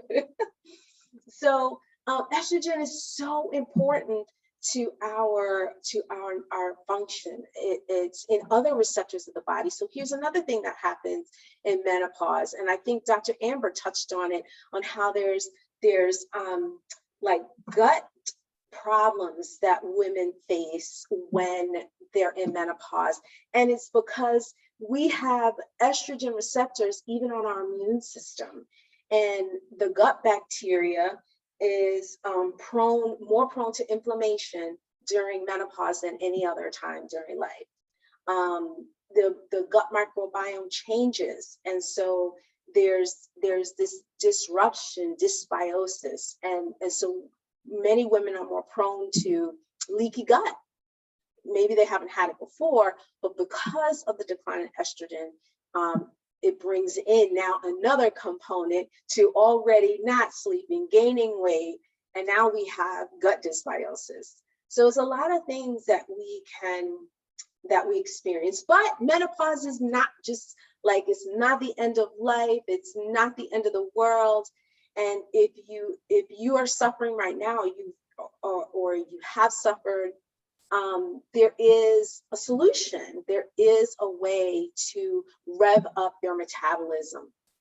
So one of the ways that was already talked about by you, Ronnie, and also Dr. Amber, was to improve mitochondrial activity through intermittent fasting. And I want to just speak just a few minutes about that, because fasting, like Dr. Amber said, it does help burn visceral fat. That's that fat in the belly area. But the great thing is that it does not impair muscle mass, or it does not it doesn't affect muscle mass. So like some fad diets or extreme dieting, extreme fasting, they all cause a person to lose muscle mass. And as you well know, Ronnie, muscle mass is super, super important as we age, because it helps to keep us strong. It helps to keep us balanced.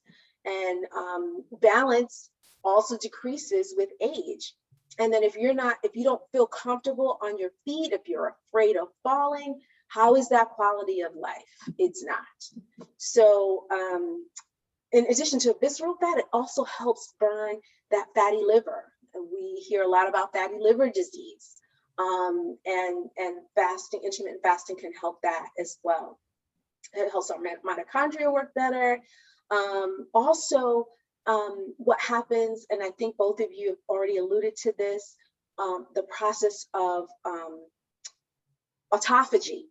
Yeah. So when we have time restricted eating, or we are fasting, our cells then go through this regenerative process, which is triggered by time restricted eating. So if anybody's interested in just trying it out, I know it really did improve how it was able to burn sugar. I also found out that during my the lab testing that I had, that I have an underactive thyroid.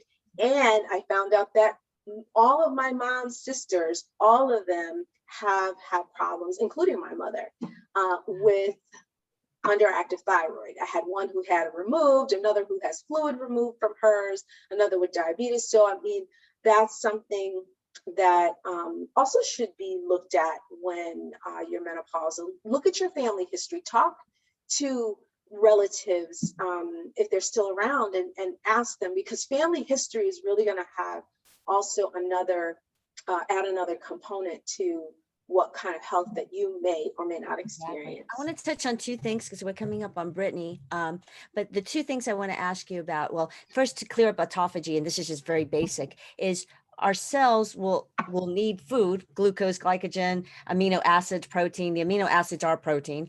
So it's like, okay, when you're intermittent fasting or fasting, it will go to the cells that maybe are deteriorating or have some, I'm just kind of gunk or crud or whatever, dying cells, and it'll eat the bad parts of those cells. It doesn't eat cells, because a lot of people have said, oh, isn't it intermittent fasting you start eating itself? It's like, no, that's cannibalism, which your body can do. But the autophagy is where it cleans out the ucky parts, let's say, of the cells that need to get rid of that waste, because it just wants to eat. So it looks for that. But just the last thing that I want you to leave people with is, you said you were gaining weight and you were working harder, heavier weights. I've heard that women have gone to CrossFit and HIIT and all this. And it's like, but I'm gaining weight. I don't get it. And they were perimenopause. They didn't even know until I said, have you had your FSH checked, follicular stimulant hormones, or have you talked to your doctor? How did you start losing the weight? Because you gained how many? 30 pounds, I think you said? 30 pounds. Yeah. How did you start losing the weight? The first thing I did, even before I had any lab work, which was very shortly afterward, was intermittent fasting. And then I had my lab work. I saw where my hormone levels were, and I started bioidentical hormone replacement therapy. And that, it's not, maybe it's not for everyone, but it worked wonders for me. It really calmed my body back down. I also was taking adrenal cortex to support my adrenals, because I had adrenal fatigue, and the adrenal and thyroid work together. So if you fix one, you fix the other. You need to support them both. I'm sure Dr. Amber and you both can agree with that. And those were the things that I did. So I started out real small, because it's almost like when you're fasting, you have to be careful. You need to obviously check with your doctor. But start off small, and then you can work your way up safely to a longer fasting period. Like right now, I do a 16-8. So I eat within an 8-hour window. I stop eating at 7, and I'm good. And it's really worked out well. It's beautiful. What did you do as far as, go ahead. I'm sorry, one quick thing about bioidentical hormones. I think a lot of people have been misinformed and are very afraid of hormone replacement therapy because of that Women's Health Initiative study back in 2002. The difference is, in a nutshell, the women in that study were well past menopause. They were overweight and smokers. Number two, they were using Premarin, which is estrogen from a pregnant horse, and progestin, which is a fake progesterone. Progestins and Premarin was a recipe for disaster. So in addition to the fact that the women were outside of the age group and had these high risk factors, then you mix in estrogen from a pregnant horse and a fake estrogen, and it did cause cancer. But estrogen is such an important hormone. It regulates every function in a woman's body. So before you make any decision, check with someone who's certified, who really knows a lot about hormones. And if you do, make sure you use bioidenticals. We don't want to use anything synthetic in the body. Beautiful. Last thing, then we're going to go to Brittany. Did you change up your workouts? Because you said you were training for a marathon. How do you work out now? I did my marathon. I did it the very first time. I did it in 3 hours and 28 minutes. So I did change things up. I still run, but I'm working on an injury right now. So I have to have an ankle brace, but I'm slowly getting back to that, but I've added more strength. And so I highly encourage strength and weight-bearing exercises. Not only does it help build your testosterone, but it helps with balance. It helps with body image. When you feel stronger, then the way you move is totally different. And it certainly helps with burning excess fat. Strong and sexy. And strength training also helps with your posture, and posture looks confident, and posture just helps everything, or your organs, your spinal cord, everything, but it also makes you look really good. Dana, thank you. You're a wealth of information. We're going to email everybody all your information, but just again, Dana Lawson, she's a coach. We're going to put her email in here and her connection. We put your freebie. I'm doing a giveaway too. I have look at me, menopause brain.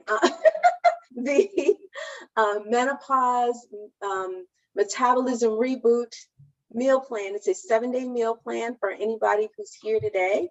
And I'm also, in the chat. Carrie Lynn is going to help do a giveaway, because we talked about meal prep and how important it is for us to use other than plastics. And so these are silicone containers that if you look, we can kind of squeeze them and make them really small like this.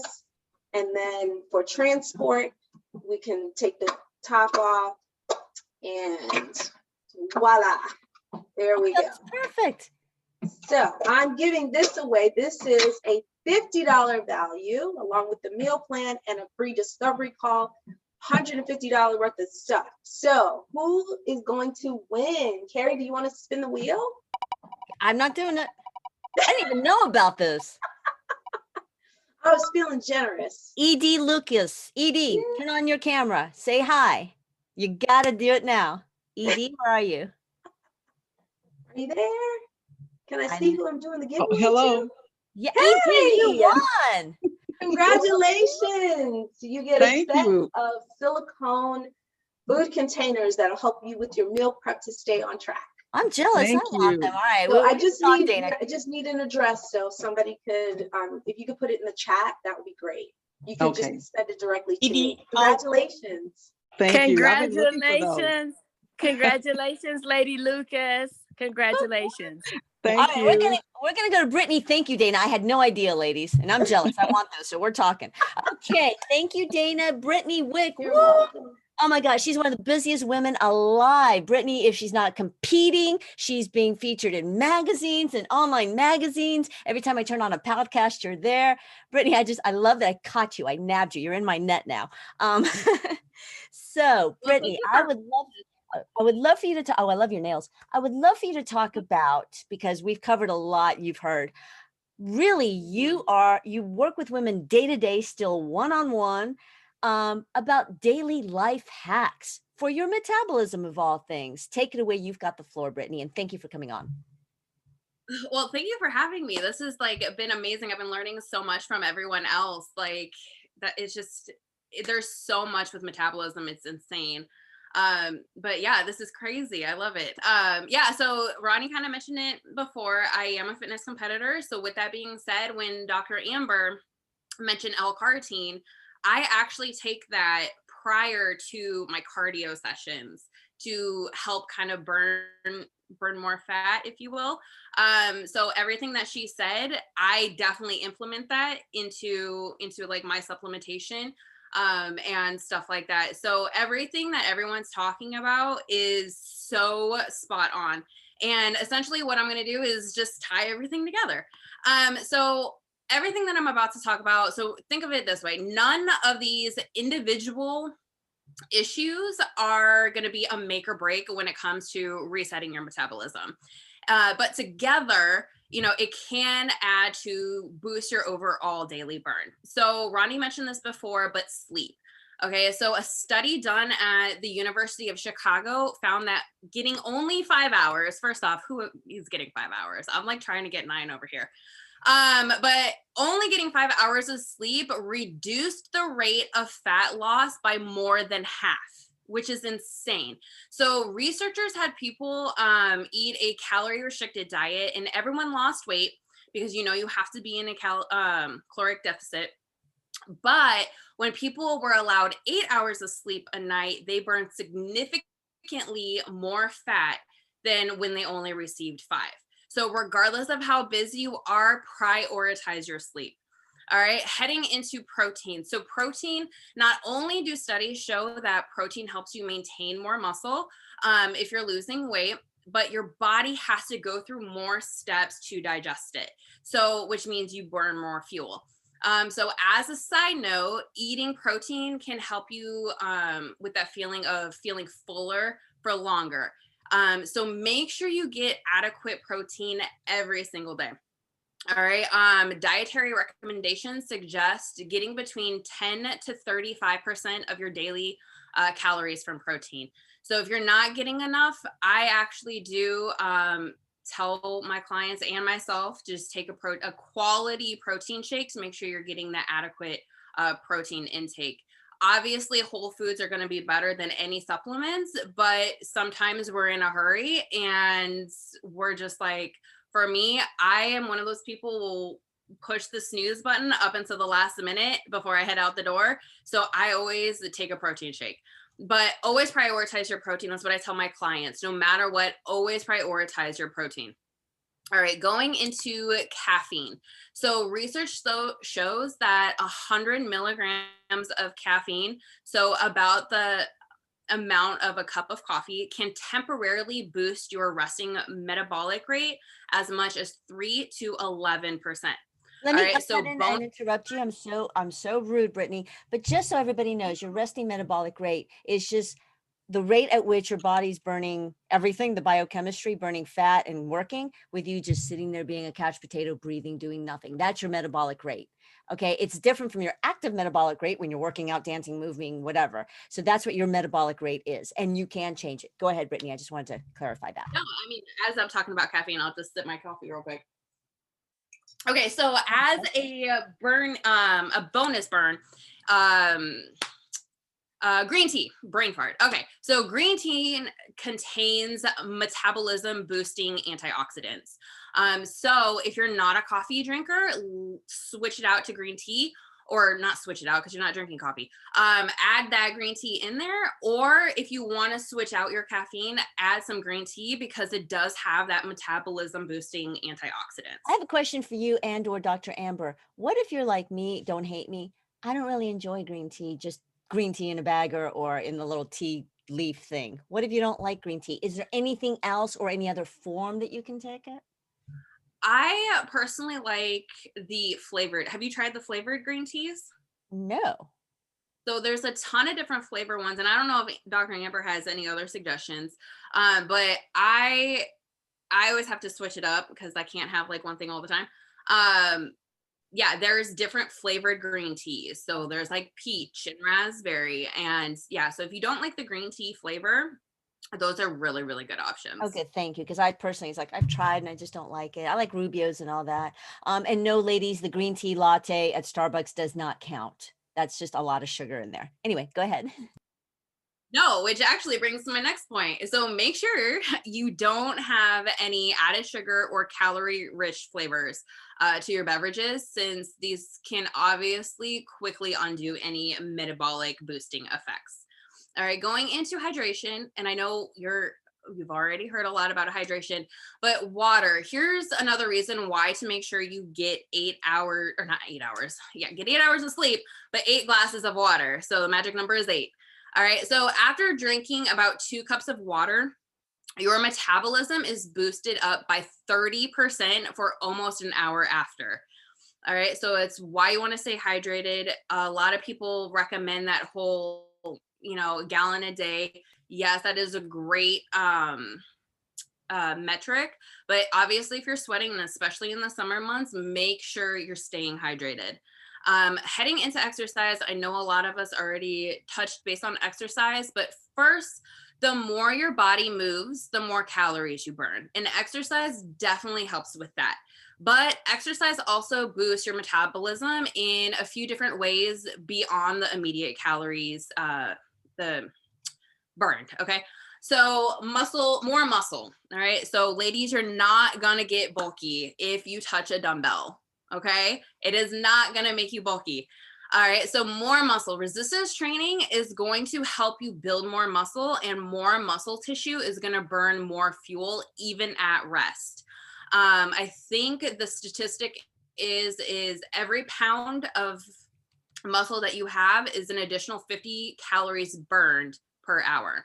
All right. So you have 2 different types of exercises that's going to help boost your metabolism. So you're going to have that high intensity interval training, AKA HIIT. It has definitely been more of a popular thing nowadays in the fitness industry. But HIIT workouts are going to be those short workouts that are done with intensity, and they are going to elevate your calorie burn for hours after your workout. So the more intense, the higher the burn. All right. So then going into resistance training, and Dana actually mentioned this as far as the muscle tissue and stuff like that. So lifting weights is going to give you a modest post-workout burn. So elevating your metabolism for a couple hours post-exercise. So the high intensity and resistance training, I am going to talk a little bit more about that in just a second. As far as what to do kind of on like the daily, if you will. So these are just lifestyle factors, what I'm talking about right now. And then I'll give you some action plans to kind of incorporate into your life. All right, so heading into stress, I know we already talked about this, but when you're stressed, your body releases hormones to help you deal with the stress, right? And that's a good thing because it's actually part of your body's survival fight or flight mechanism. But the problem occurs when you're under chronic stress. And that hormonal changes that are designed to help you power through quick stress can, over time, lower your metabolism, which we've already kind of talked about. And in fact, a study done in 2015 at Ohio State found that people, or women specifically, who reported a lot of stress during the day burned 104 fewer calories than if they ate a high calorie meal the next day. Wow. So it really does slow down your metabolism. So those are kind of the things that, lifestyle factors that can affect your metabolism. So here I'm going to give you a little bit of a quick outline of action items, if you will, for each day. So first, we're going to focus on optimizing your diet for ultimate metabolic recharge. So perfect portions. Okay. Portions, as a nutritionist, this is what I see a lot is people are like, oh, I'm eating healthy. And I'm like, okay, which is great, but what are your portions? All right. And they're eating, their portion sizes are a lot more than what they should be intaking. And that's the reason why they can't lose weight, why their metabolism is kind of stagnant. So let's focus on those perfect portions. So a good way is to keep a food journal. So there's free apps like MyFitnessPal to make sure you're eating enough, but also not too much. And going back into that protein. So protein, all right, is another action item. So try to eat a protein source at every meal, or at least 2 to 3 times a day. All right, prioritize protein. If there's nothing that you remember from me talking, I want you to remember prioritize protein. All right, green tea. Okay, so treat yourself to a cup of green tea to fight that mid-afternoon slump or to kind of boost it in the morning. So not only will it taste great, I know Ronnie doesn't like the taste, but there are, like I said, other flavors of green tea, but it will give you a slight energy boost, but could also help burn more fat, okay? Eliminate added sugars, okay? If you've ever followed me or do follow me, I have a huge sweet tooth. Okay. So I'm not saying like, oh, you got to eat healthy all the time. Lord forbid I inhale sugar like it's my job. But, you know, especially when it comes to metabolism, you want to eliminate those added sugars. Okay. Remember everything in moderation. So these can take your blood sugar levels on a roller coaster ride and setting the stage for storing fat. So again, moderation is okay. But just note that added sugars are usually found in processed foods and are not the same as natural sugars, which are going to be found in that fruit and veggies. Again, another misconception, which I hear a lot as a nutritionist, is, oh, I don't eat fruit because of the sugar. Or carrots. That drives me nuts. Oh my God, please don't do that. Like, enjoy your fruit because it's not going to make you fat. Okay. And those are going to be, you know, the added sugar is going to be more in those processed foods. A tip that I usually tell a lot of my clients is shop the outside of the grocery store because those are going to be your more whole nutrient dense foods. All the inside aisles are going to be more of the processed foods. All right. So enjoy the fruit, but let's try to eliminate those added sugars. All right. And then hydrate. So again, I already talked about the benefit of it. So drink half your body weight in ounces every day. Okay. At least. Again, it's in the summer months. I am currently in Florida and it's hot and humid over here. So I'm definitely drinking more than half of my body weight in ounces. So again, if you're, let's say 150 pounds, aim for 75 ounces a day. And that's again, not including the water you drink during your workouts. Okay. Speaking of workouts, let's focus on exercise. Okay. So all exercise and movement requires your body to burn energy. But there are two types of workouts that help rev up your metabolism beyond the time that you spend exercising. Okay. So again, I already talked about this, but it's going to be that resistance training and high intensity interval training. All right. So resistance training is going to help build that muscle, which burns more calories at rest than other body tissues. So as we get older, we naturally lose muscle. I think it's at the age of 30, believe it or not, is when we start losing that muscle mass. So it's important to make sure you keep as much as possible. Again, ladies, you're not going to bulk up by looking at a dumbbell. Okay. Huge misconception. All right. But you can do this through weight training. Okay. So building that muscle. Next is going to be that high intensity interval training.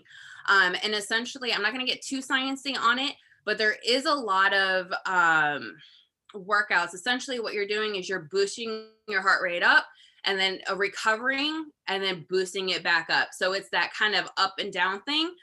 Your body is going to burn 24 to 36 hours post a high intensity workout because it's trying to recoup that oxygen that you spent.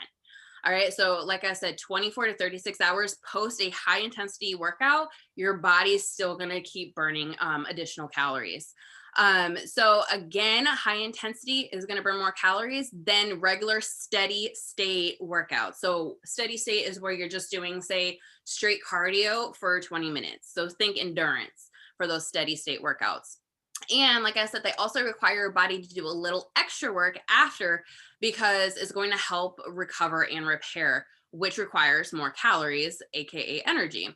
All right. So depending on your current regimen or routine, I recommend, would you remind? Oh, okay. So don't worry, girl, I'm about to get into that. This is what I recommend. And Pilates and yoga is great. Yes, absolutely. Continue doing that. So 2 to 3 total body weight training workouts a week on non-consecutive days. All right. So don't do Monday,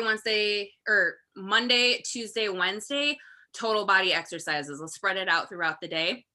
I do like Monday, Wednesday, Friday of total body weight training.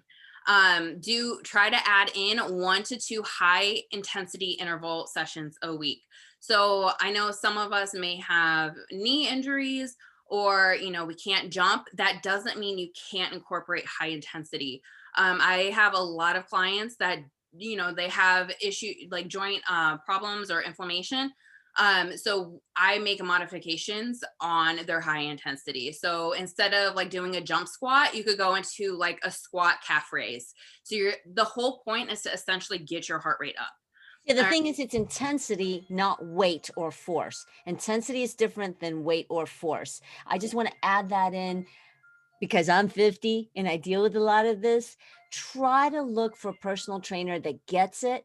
Nothing against the newbie, the newer, the younger personal trainers, but really make sure that you interview them, even if it's just for a half a dozen sessions, or that you really look at that YouTube video, if that's what you're doing at home, to make sure that they modify for you so that you're still intense. Like you could just do hand weights and do like a hand cycle, you know, stuff like that.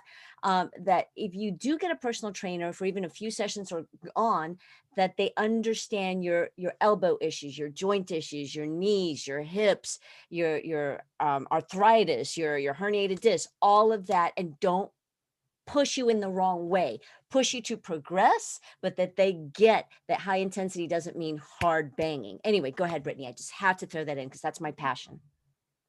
Absolutely. Absolutely. Ronnie is like 100% correct. And I used to be an Orange Theory coach. So, you know, like it's high intensity, right? And sometimes depending on like, there was like a lot of injuries. I'll hate to admit that, because like, you know, depending on the time or whatever, you don't get that one-on-one. So some of the coaches may not even see your issues, or because of time, we'll just have you just kind of do it.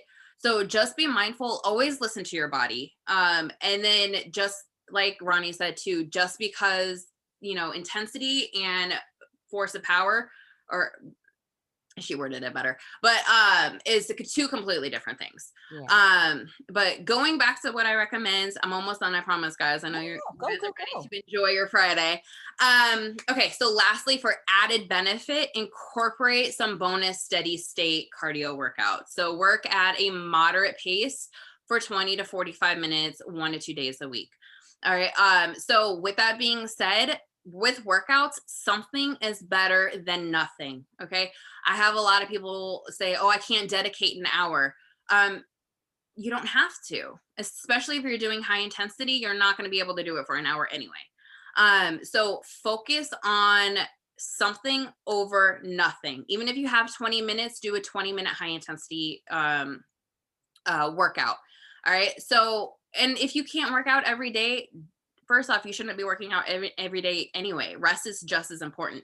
But if you can, like I said, 2 to 3 total body exercises, weight training exercises throughout the week, 1 to 2 interval training sessions, so high intensity.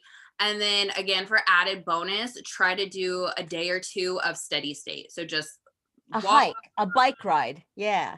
Something steady state. It doesn't have to be, like I said, intense. But those are what I recommend. And as you can see from what everyone else has talked about, your metabolism is such a complex process that it involves a lot of different factors.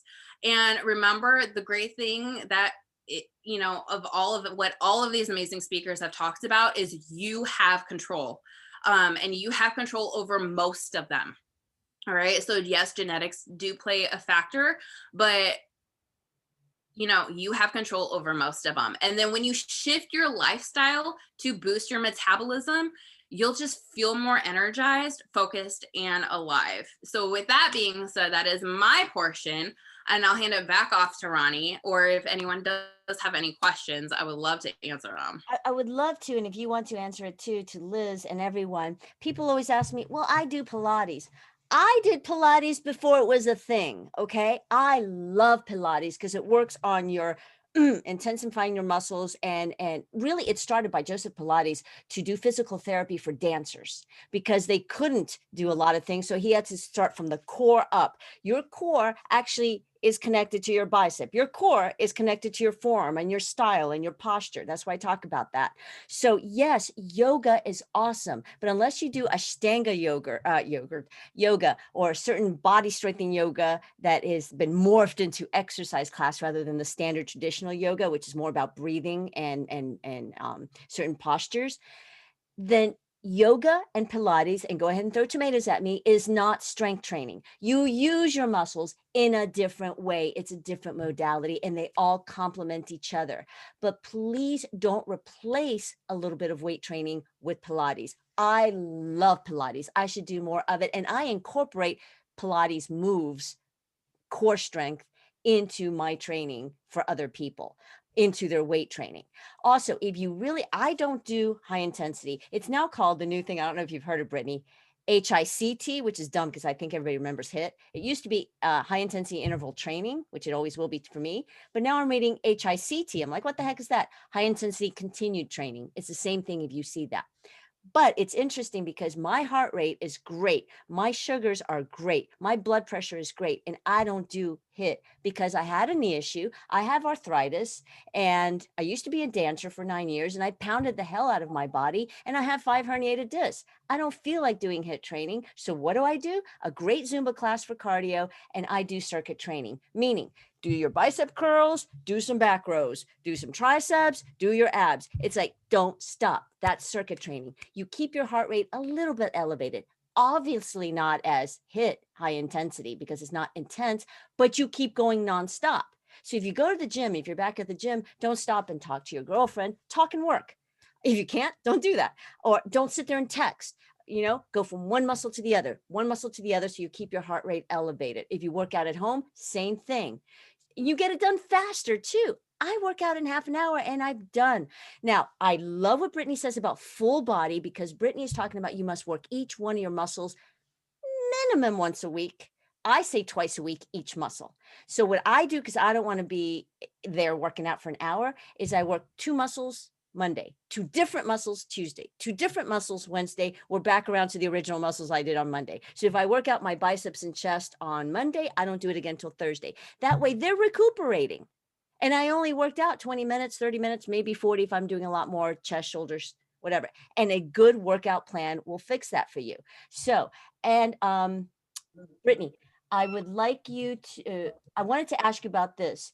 Portions equals calories. And a lot of people have this mindset like, oh, I don't want to count calories. So how does just looking at the portions, or how do you help your clients deal with the, oh, I don't want to count calories thing?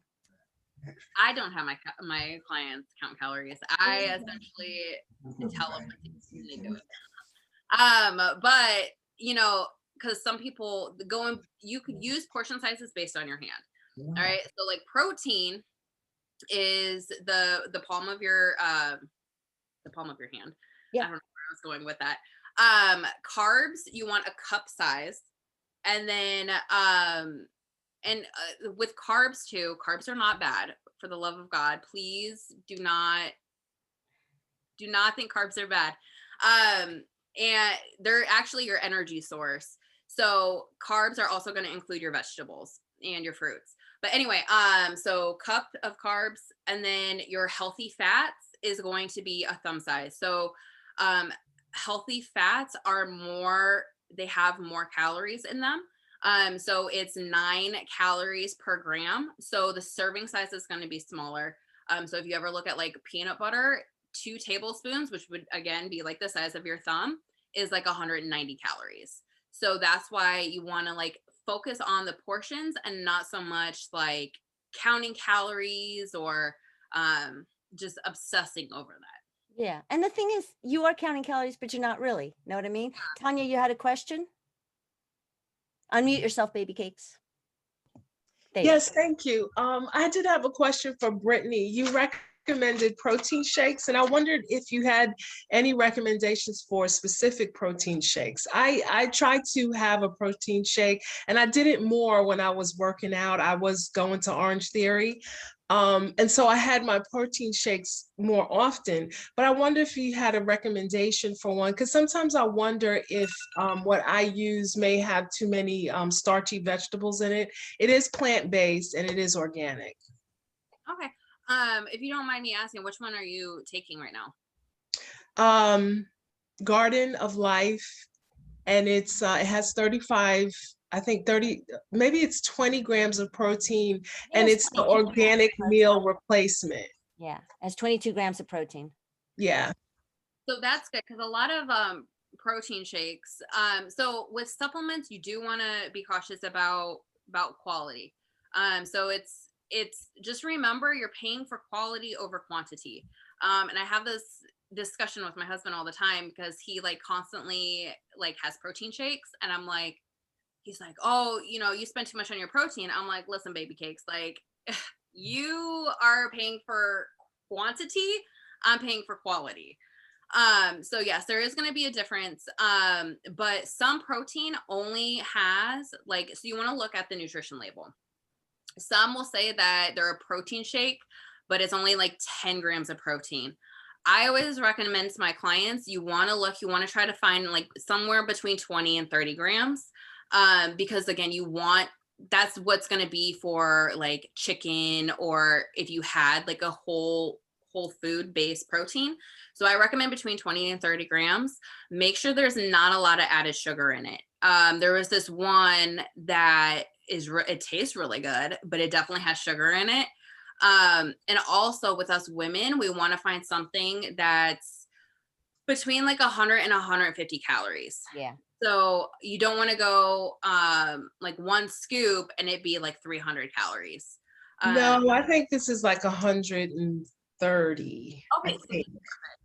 No, that's perfect. I personally take First Form, and I'll put in the link in here, the one that I personally take. Because like I said, I go on quality, and these ones taste really, really good. The chocolate banana tastes bomb. I actually just got some yesterday.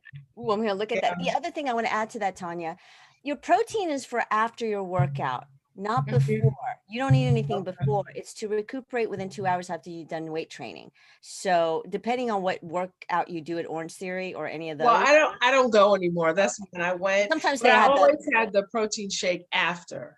Yeah, that's good. And you don't need it if it's just cardio. I mean, it's good to have, but it's mostly for your muscles. And I always look for protein shakes with stevia or real sugar, not sucralose and fructose and all that stuff, the refined sugars and the fake. I always get unsweetened. I'm a little odd in that I don't really care for sugar. So awesome. Everything I get is unsweetened. Yeah. All right. Well, thank you. I just want to add one more little thing to the protein. The reason you want protein with every meal, as Brittany said, and I've always said that, is because it's slow. It takes longer for your body to break up protein, whether it's animal protein or vegetable protein or beans or whatever you do for protein. So the slower it takes to digest, it's also slowing down that spike for the insulin spike. That's why you always want it to combine with your carbohydrates. So whenever you have, like, let's say you have a snack, have a few almonds or half a cheese stick. Always have a little protein with every meal and or every snack, because it slows down that digestive system and it helps your metabolism. So Brittany, did you want to say something? I'm going to wrap up in a second. Nope, that's perfect. Okay.